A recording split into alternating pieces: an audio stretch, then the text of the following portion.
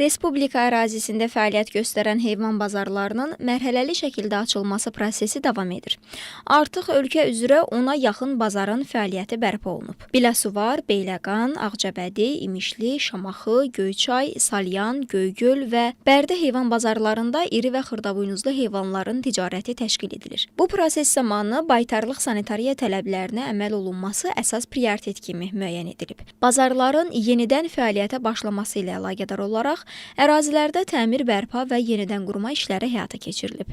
Belə ki, bazar ərazilərində dezbaryerlər quraşdırılıb, baytarlıq baxışı zamanı xəstəlik əlamətləri aşkarlanan heyvanların digər heyvanlardan təcrid olunaraq saxlanılması məqsədi ilə xüsusi izolyatorlar inşa edilib. Eyni zamanda baytarlıq nəzarətinin təmin edilməsi məqsədi ilə baytar həkimin fəaliyyəti üçün nəzarət otağı yaradılıb. Yem anbarları tikilib və iri və xırdabuynuzlu heyvanlar üçün ayrıca satış pavilyonları təşkil edilib.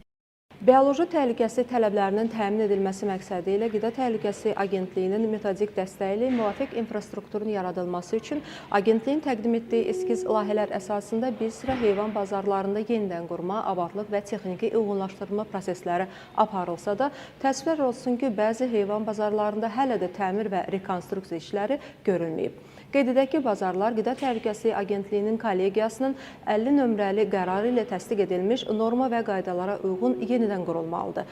Yenidən qurulan heyvan bazarları isə yalnız Agentliyin müvafiq komissiyasının yekun qiymətləndirilməsindən sonra fəaliyyətə başlaya bilər. Qeyd edək ki, heyvan bazarlarının fəaliyyətinin bərpası prosesi mərhələli şəkildə davam etdiriləcək və bu istiqamətdə nəzarət tədbirləri gücləndiriləcək.